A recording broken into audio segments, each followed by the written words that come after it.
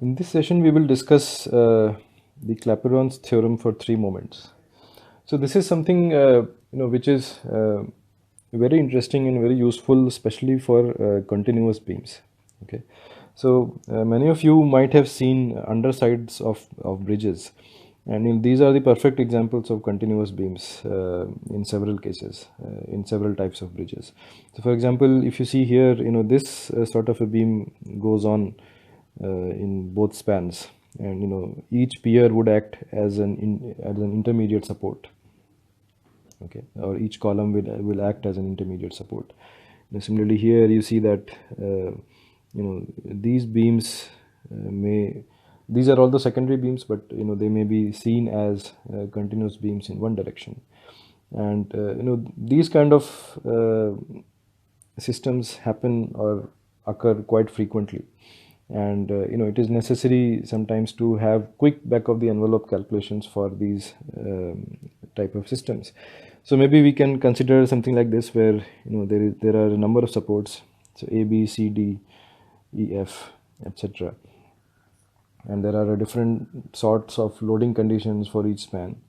We can have fixed end, we can have pinned far ends and intermediate rollers. So there are many such cases which are possible, and so basically these will be all indeterminate systems in general,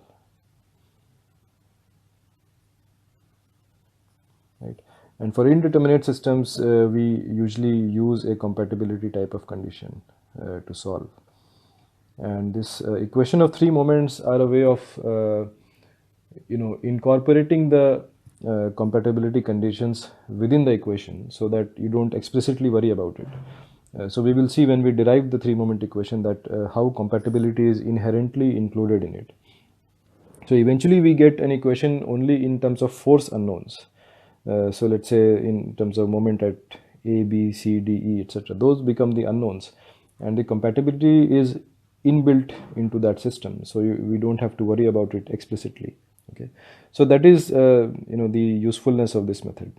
So basically, a long continuous beam of this kind is considered in a 2 by 2 span type basis. So we consider two spans or three joints at a time. Okay, so basically what we're saying is, for we curtail this long beam so that we consider only two spans. Let's say AB and BC are the two spans we consider. Okay, so this AB and BC, so these are the two spans we consider.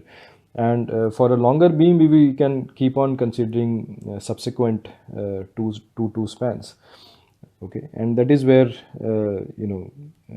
we can write the three moment equation for each set of two span, and eventually we can solve.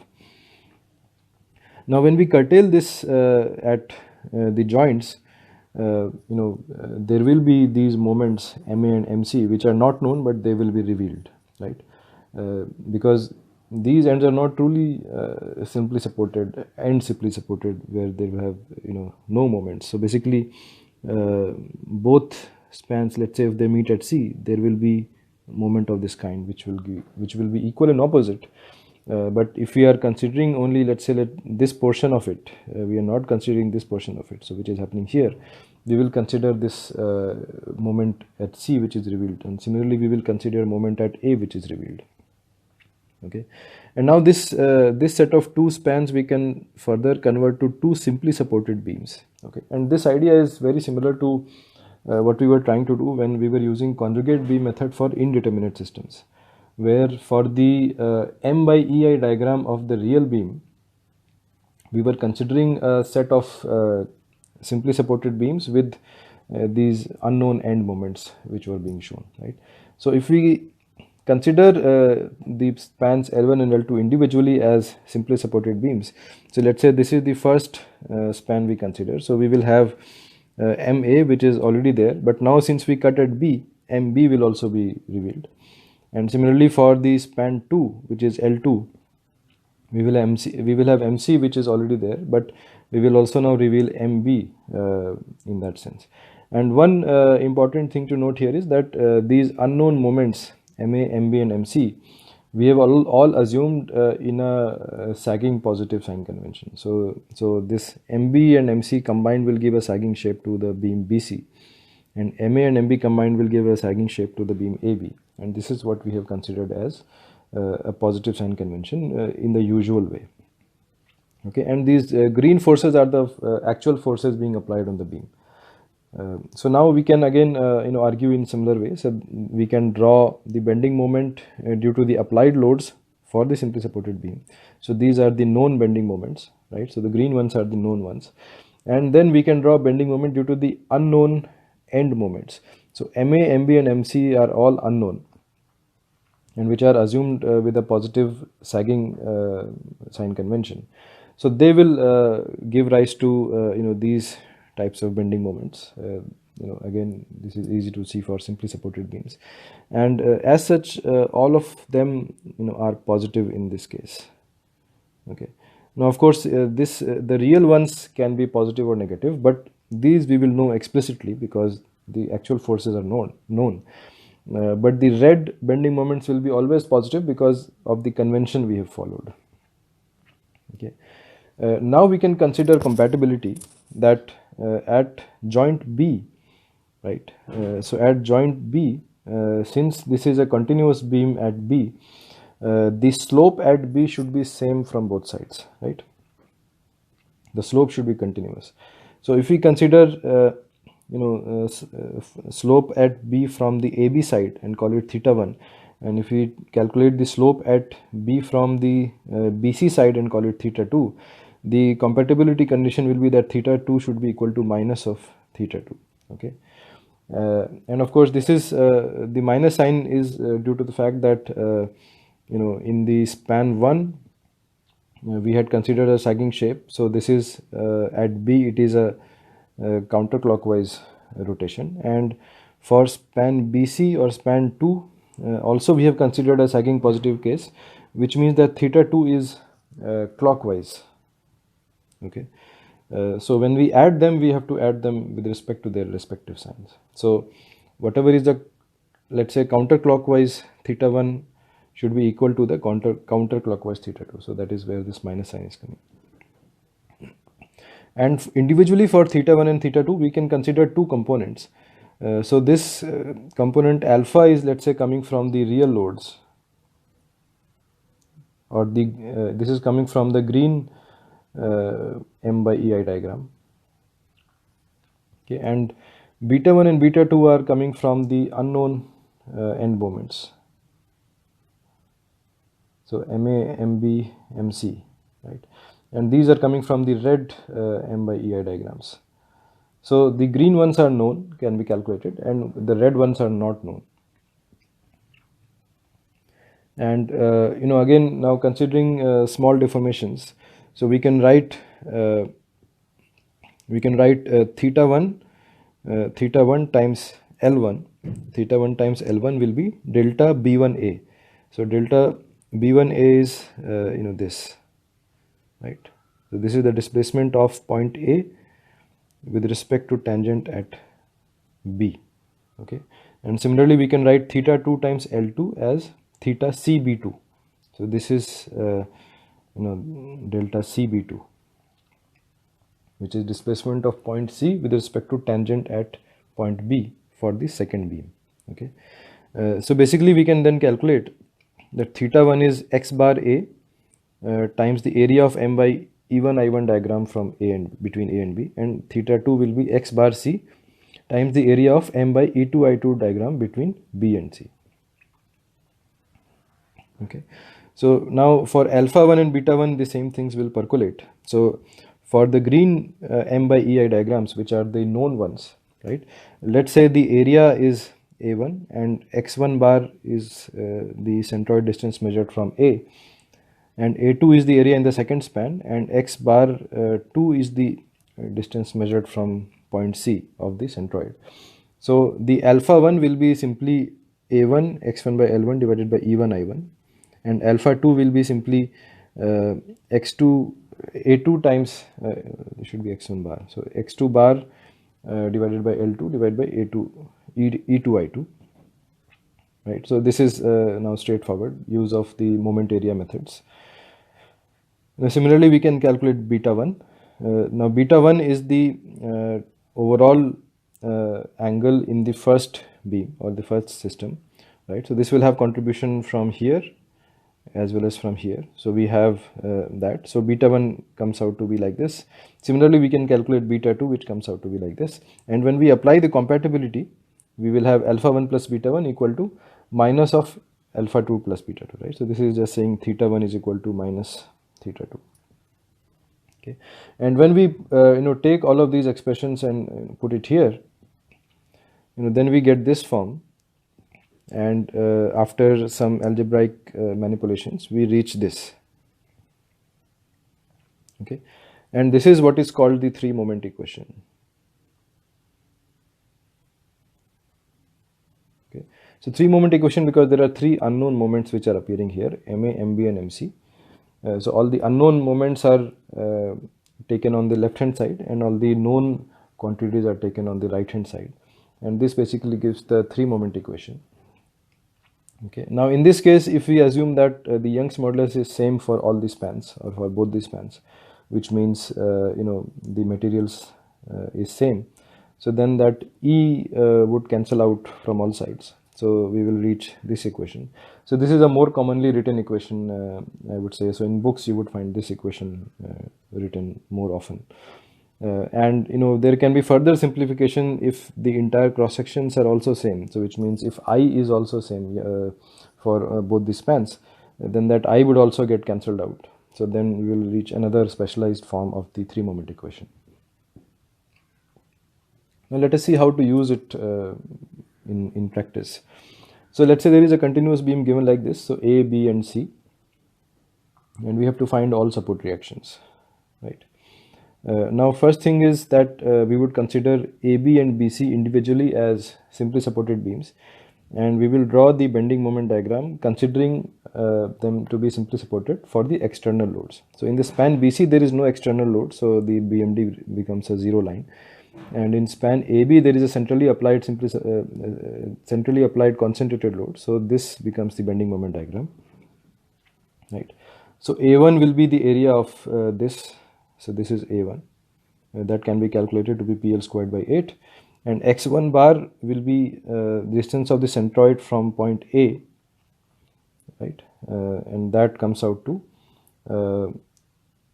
L1 by 2, and since later on we will be interested in x1 by L1, so x1 bar by L1, that comes out to 1 by 2, and since in the span BC there is no external load, so A2 is 0. Now there are two additional things which are known, that the joints A and C are end pin supports, right, end rollers. So in that case the moment at A and moment at C will also be 0. So this is known. Okay, so in this case MB will be the only unknown in the three moment equation that we will write for these couple of spans, right? So when we write the three moment equation, we have MA times L. So now here we are using the third part where E and I both are same for both the spans, right?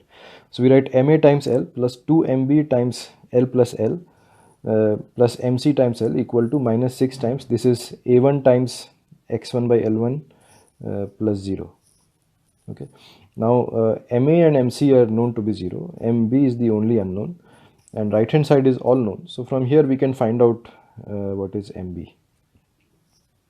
Okay, once we know MB, we can draw the free bodies of individual beams AB and BC, right? So again now here you see that this MB comes with a negative sign, right? So for span AB, the assumed positive sign was this.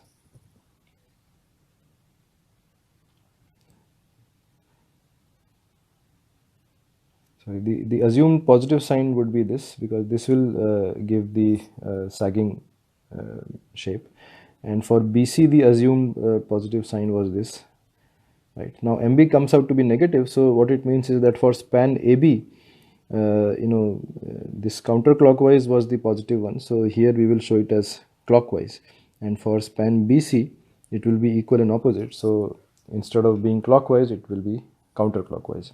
So always try to relate positiveness from the sagging shape, and then just qualify it clockwise or counterclockwise instead of thinking directly whether clockwise is positive or counterclockwise is positive, because that will be case dependent here. Okay. So now once we show all of these things, we can calculate VA, VB1, VB2, VC using the regular force balance equations. And then basically you can show all the forces and moments. You can draw the shear force diagram also. You can draw the bending moment diagram also. So all of this can be done. Okay. And of course you can visualize that, if let's say this is the undeformed shape. So in this portion, we are expected to have a sagging shape because the bending moment is positive, and in this portion we are expected to have a hogging shape because the bending moment is negative.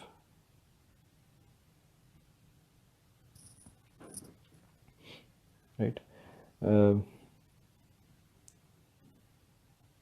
And this will be the joint B where this thing happens, right? This is A and this is A. So this bending moment diagram can also help in visualization of the deformed shape. Okay, now what happens if there is a fixed support at one of the ends? So in earlier case, we had written one equation, which was a 3-moment equation, and the unknown was also only one, which was MB, whereas MA and MC were known to be 0. Now in case, one of the supports is fixed, now there will be two unknowns, right? So MA and MB will be the two unknowns. MC equal to 0 is the only one known, right? So now we have a problem where we have one equation but we have two unknowns. Now this can be sorted out by considering a fictitious span or support, right? So we consider a fictitious support A dash and a fictitious span A dash A. Okay, and this fixed support at A we convert to a pin support. Okay, now now let us see what other things are needed to ensure that the second system is equivalent to the first system. Okay, so at A, so delta A horizontal, delta A vertical, and theta A all are restricted because of the fixed support. Right, now here we have converted it to a pin. So delta A vertical and delta A horizontal, these are restrained, so these are okay. Now we need to worry about theta A. Okay, so theta A should also remain restricted if this second system is equivalent to this first system. Okay, so to do that, what we do is we say that the EI or the bending rigidity of this fictitious span is infinite, or we say that the length of that is 0. Okay, so if the bending rigidity here is infinite, okay, and there is no load being applied on this, so what it means is that this span will always remain straight, flat. This will not have any curvature. Okay, and since this span cannot have any curvature because of bending rigidity being infinite, at point A there cannot be any rotation, right? So theta A equal to 0 can be ensured by saying that the bending rigidity of A dash span is infinite, or the length is infinite. So basically that gives this L by EI equal to 0 for this particular span. Okay, and once we reason that out, then it becomes a very simple problem. So now we have this A dash A where there is no external load, so the bending moment diagram is 0, and of course BC also is 0, and AB is same as earlier because the loading condition is the same, right? So now we know two things, that one is MA dash is 0 because that is a pin support by construction, and MC is 0 because that is actually a pin support. Okay, so now we can first consider the span A dash AB, right? So two spans we are considering is A dash and AB. Okay, so for this we can write the 3-moment equation. So MA dash times L dash by I dash plus 2 MA times this plus MB times this equal to, so this is for the A dash A span, no applied load, and this is for the AB span where there is a load, right? and these red quantities are the unknowns. So from here we get one equation, and then we can again write the three moment equation for the span ABC, right? In this case, this MC will be known, and again MA and MB will be unknown, and this is for span AB, this is for span BC. So from here we get another equation. So now we can combine them. So basically we have a system of two equations where we can solve simultaneously for MA and MB, and then MA and MB can be found out to be like this. And once MA and MB have been found out, we can again consider equilibrium of individual members, right? And we can draw the shear force and bending moment diagram as required. Now this method also allows us to consider support settlements. So if you see this picture, this is the abutment end of a bridge where this particular pier has settled down. Okay, so this has settled down, so which has caused if you notice carefully, at this support there is a problem, that the support has settled. So because of this, that you see that this line otherwise should have been continuous, but there is a dip in it, right? So these kind of support settlements can also happen in long continuous beams. Okay, so just to see how to consider that using the three moment equation, let's consider a generic case where, let's say, ABC are the settled supports of a beam with respect to this reference line.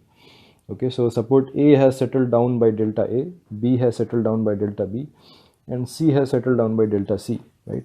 And again here the thing is that there is an overall sag shape to this beam. Okay, now since these settlements are also considered to be small, because we are doing essentially small deformation analysis, it is possible that in the deformed shape we join let's say A and C by a line, and then we join points AB and points BC. Right now, this point, this line AB makes an angle phi 1 from the reference line, and this BC makes an angle phi 2 from the reference line, right? And so basically what it means is that this is causing a slope of phi 1 at B from the left and a slope of phi 2 at B from the right.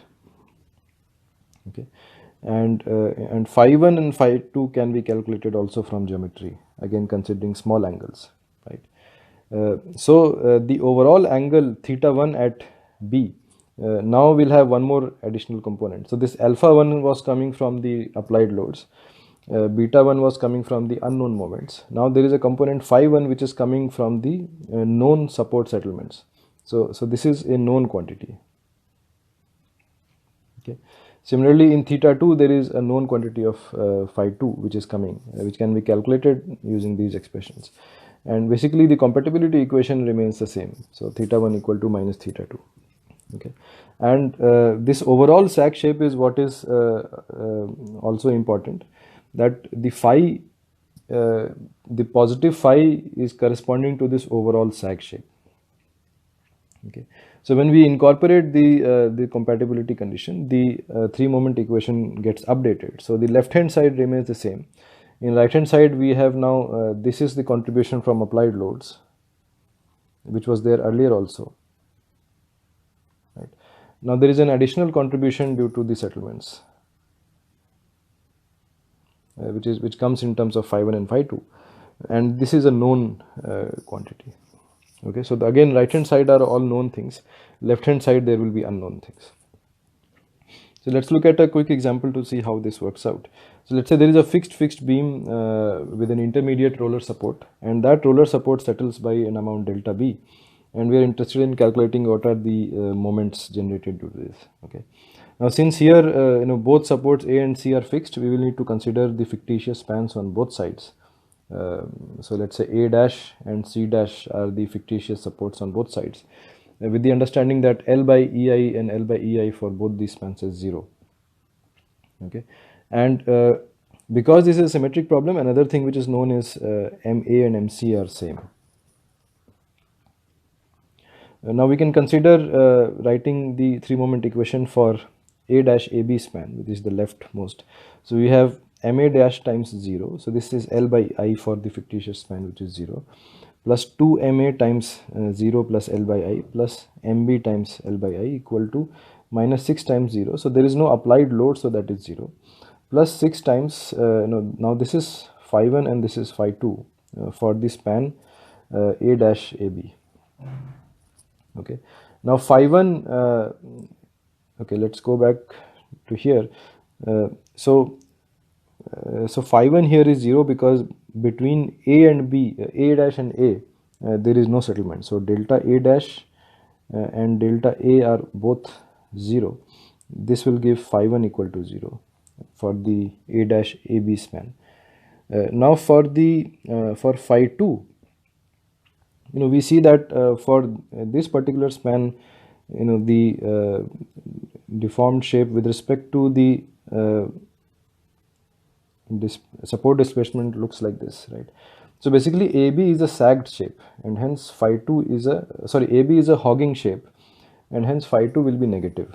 Okay, so that is where phi 2 we have considered with the negative sign. Okay, so this gives us one equation, and then we can consider ABC, where we are saying MA times L by I plus 2MB times this plus MC times this equal to, again, this applied loads are 0, so this becomes 0.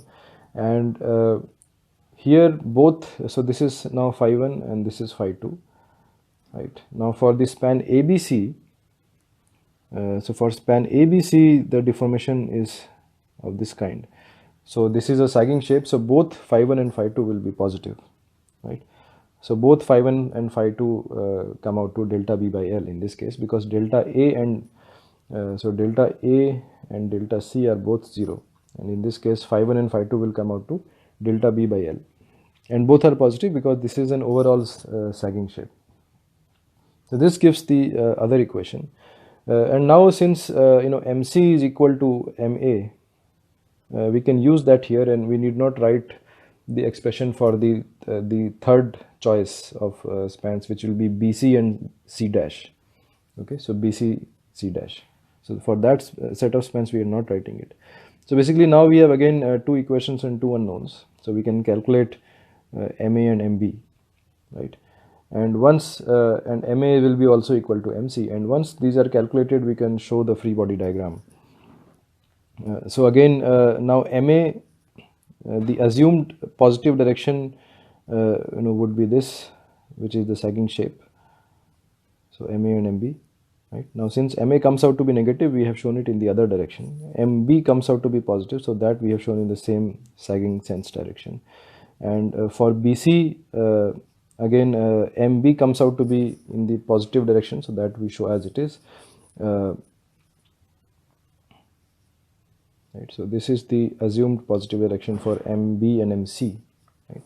So MB we show as it is, but MC has come out to be negative because it is equal to MA, and that hence we show it in the other direction. Okay, and once we have done this, then we can actually find any other thing which is necessary. So like this, you see that this three-moment equation is a very powerful method for analyzing continuous beams. And these continuous beams are not that rare. They occur quite often in day-to-day practice and analysis.